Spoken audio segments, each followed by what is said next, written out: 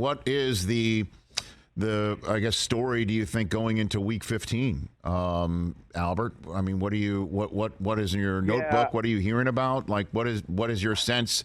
Hot seats or playoff positioning, anything like that? You always have your ear to the ground. Yeah, I mean, like the hot seat like stuff. Like I would say that it always feels like when you're in November, it's like, well, there aren't going to be very many openings, and then you get to December and there starts to be talk about this place or that place. And so, obviously Indianapolis and Carolina already have openings and they're going to run coaching searches. We'll see whether or not they give serious consideration to elevating their interim coaches.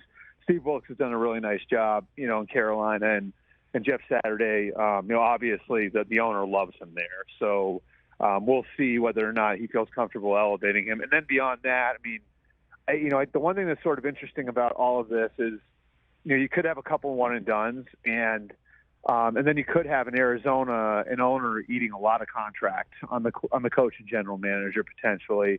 And I think it sort of signals a changing dynamic in the NFL where, it used to be that a coach would get like 3 years of runway, and owners wouldn't want to have to write checks for 4 years, after they fire a coach and all that different stuff.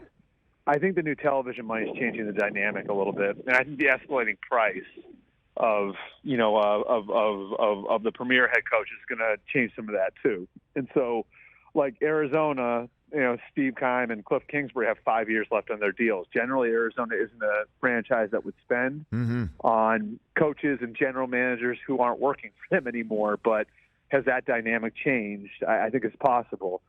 Denver, Nathaniel Hackett, Houston, Lovie Smith. That would be the second straight year the Texans go one and done.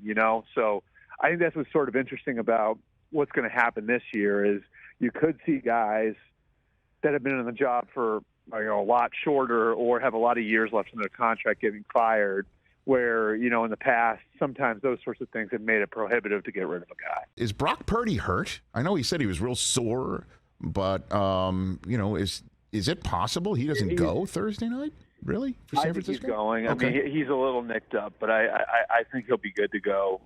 And they have, I just tell you this, Rich, like, I don't know if Brock Purdy's going to be, like a long-term starter in the NFL. What I do know is the people in that building have a lot of confidence in him. And, talking to Trent Williams, who's, a future Hall of Fame left tackle, after that game on Sunday, the toughness Purdy showed in fighting through everything, the way that he was able to operate an NFL offense, the background he had coming from a place like Iowa State and taking it to, a level that program hadn't been to before and running a pro offense there. Trent said, like, going back to like the summer, he could see the kid could be a starting quarterback. And, one of the things that sort of came up, and this was, Jimmy gets hurt and, I'm just kind of going back and forth with a few Niners guys like, hey, that sucks. You guys are down to your third quarterback. You got such a talented roster, like you go back and forth with people with that sort of stuff when major injuries happen. And what I got back uniformly from the San Francisco people was don't sleep on Brock Purdy, like over and over and over again. So again, like, I don't know if he's going to be, a long-term starting quarterback in the NFL, but I can say there's a lot of confidence in that building where they don't think that the drop-off from Garoppolo to Purdy is going to be anywhere near what the general public thinks. Well, we're seeing that already, aren't we? I mean, we're already seeing that. When I'm in the booth with Kurt Warner, middle game of the Saturday tripleheader on NFL Network, Browns, Ravens, which quarterback for the Ravens am I calling the game and describing the action of? What do you think? I mean, I think it sounds like Tyler Huntley's like trending in the right direction. My guess would be Lamar doesn't go, but I think it'll probably be Tyler Huntley.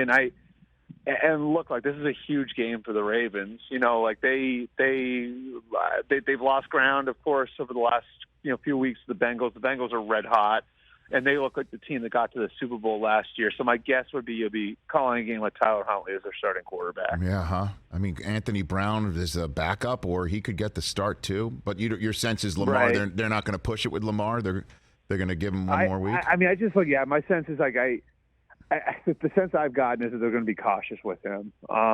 Obviously it's a little complicated because of the contract situation and everything that goes into that, and so, yeah, I think that they're going to – I don't think they're going to push Lamar if he's not ready. Catch the Rich Eisen Show every single day on the Roku channel, 12 to 3 Eastern, for free.